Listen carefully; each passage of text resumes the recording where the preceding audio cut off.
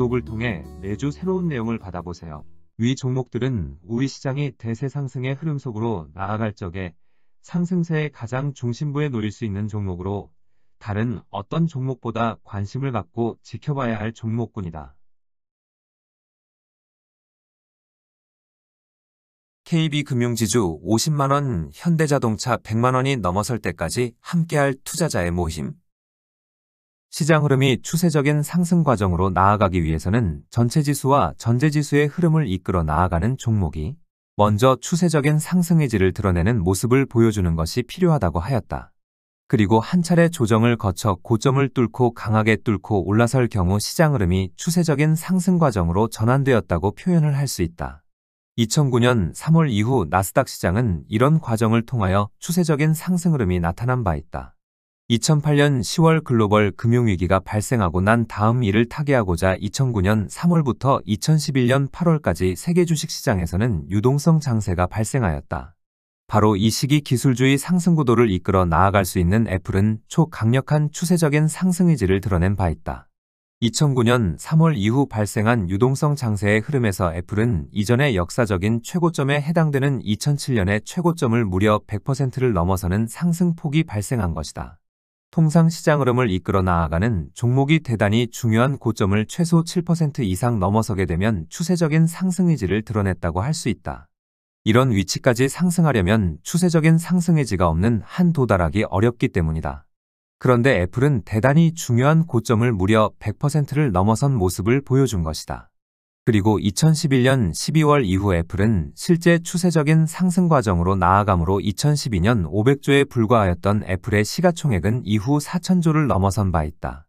기술주의 상승 구도에 속하는 애플의 시가총액이 4,000조를 접근하므로 동일한 상승 구도에 속한 마이크로소프트, 구글, 아마존, 테슬라 등 여타 대형 기술주도 애플의 시가총액 4,000조에 맞추어 따라가는 상승 행보를 보여주므로 기술주의 상승 구도에 속하는 종목들은 놀라운 상승폭이 발생하였다. 여기에서 주목해야 하는 것은 애플이 추세적인 상승 과정으로 나아가는 동안 여타 국가들의 기술주들도 동일한 행보를 보여주었다는 점이다. 우리 시장에서도 삼성전자는 2011년 8월만 3,400원에 놓여 있었는데 2021년 96,800원까지 상승한 바 있고 네이버와 카카오도 이 기간 놀라운 상승폭이 발생한 바 있다. 다만 미국을 제외한 여타 국가들에게서 기술주의 상승 구도는 격가지에 불과하여 미국을 제외한 주요 국가들 전반의 시장 흐름과 종목들은 나스닥 시장의 추세적인 상승 과정에서 철저하게 소외된 바 있다. 그런데 2016년 2월과 2020년 3월 이후의 상승 시도를 통하여 소외된 이들 시장 흐름의 변화가 나타났다. 소외된 국가들을 추세적인 상승 과정으로 이끌 종목에게서 강력한 추세적인 상승 의지를 드러내는 모습이 나타난 것이다. 비록 2011년 8월 애플이 보여주던 초강력한 추세적인 상승 의지의 강도에는 미치지 못하였지만 세계자동차 관련주와 미국의 대형 금융주의 흐름을 이끌 도요타 자동차와 골드만삭스가 해당 종목군의 흐름에 대단히 중요한 고점인 2007년 최고점을 40%와 70%를 넘어서는 모습이 나타난 것이다. 그렇지만 이런 의지를 보였음에도 불구하고 물가 상승에 대한 압박으로 유동성 장세는 중도에 마감함으로 추세적인 상승세로 이어지지 못하였다. 뿐만 아니라 나스닥 시장 또한 추세적인 하락세로 전환되면서 세계 중요 시장들 대부분의 전체 지수는 최고점에서 35% 전후 하락폭이 발생하였다. 그런데 아주 강력한 추세적 의지를 드러냈던 도요타 자동차와 골드만삭스는 이런 하락 과정에도 해당 종목군의 흐름에 대단히 중요한 2007년 최고점을 깨고 내려가지 않은 모습을 보여주었다. 이것은 추세적인 상승 의지가 꺾이지 않았다는 것을 보여준 것이다. 다만 해당 종목들도 최고점에서 큰 폭으로 밀려난 만큼 추세적인 상승 과정으로 나아가려면 우선 2021년 최고점을 제법 큰 폭으로 넘어서는 것이 필요한 상태다. 이런 모습을 보여주고 난 다음 이를 강하게 뚫고 올라서게 되면 이들 종목들은 2012년 이후의 애플과 같이 본격 추세적인 상승 과정으로 나아갈 수 있게 되는 것이다. 향후 발생하게 될 세계 주식시장의 추세적인 상승 과정은 2007년 10월 이후 세계 주식시장의 흐름에서 소외된 모습을 보여준 시장이 상승세를 주도하고 이런 흐름을 이끌어 나아가는 시장은 미국의 나스닥 시장이 아니라 일본 시장일 가능성이 높다고 하였다. 이런 점에서 일본 시장의 흐름을 주목할 필요가 있다고 하였는데 작년 10월 이후 일본 시장에서는 자동차 관련주와 금융주의 상승 구도를 구축하고자 하는 상승 시도가 차분한 형태로 이어지면서 모습을 갖추어 나아가고 있다.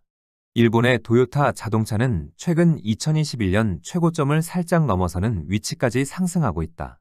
일본의 은행주의 흐름을 이끌어 나아가는 미쓰비시 파이낸셜 그룹 또한 해당 종목군의 흐름에 대단히 중요한 고점이라 할 수는 없지만 그래도 해당 종목의 흐름의 중요한 고점이라 볼 수 있는 2015년의 최고점을 큰 폭으로 넘어섬으로 상당히 의미 있는 상승 행보를 보여주고 있다.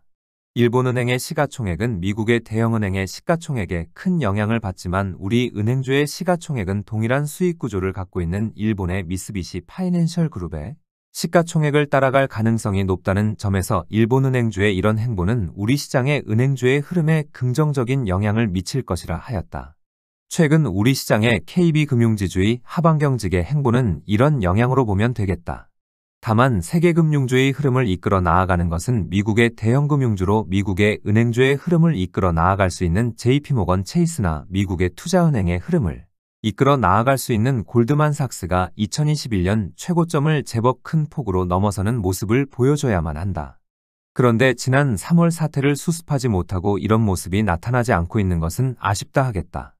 골드만삭스 또는 JP모간 체이스 가운데 어느 한 종목이라도 2021년 최고점을 넘어서고 난 다음 이를 뚫고 올라서면 세계 금융주의 상승구도 또한 본격 가동되고 중요 국가들의 금융주의 흐름 또한 따라가게 되어 있다.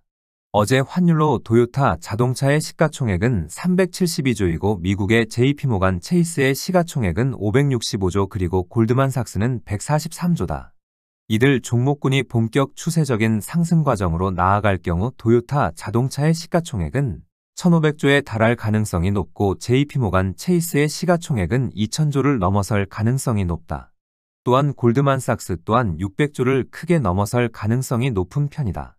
세계 주식시장에서 중요 종목들의 가치 기준을 제시하는 애플의 시가총액이 4,000조를 넘어선 적이 있으므로 제조업종과 금융주의 상승 구도가 가동될 경우 이들 종목들도 애플이 제시한 가치 기준에 접근하게 되는 것이다. 세계 주식시장에서 초장기 상승 기류가 모두 마감하였을 적의 세계 중요 종목들의 최고점에서의 시가총액을 모두 비교하여 보면 최고점을 형성한 시기는 달라도 가치의 기준을 제시한 애플의 시가총액에 합당한 순서로 배치된 모습을 보여주게 될 것이다. 특정 시점 기준으로 보면 매우 불합리한 모습을 보여주더라도 큰 흐름을 놓고 보면 가치라는 질서에서 비교적 정연하게 움직이고 있다는 것을 알 수 있는 것이다.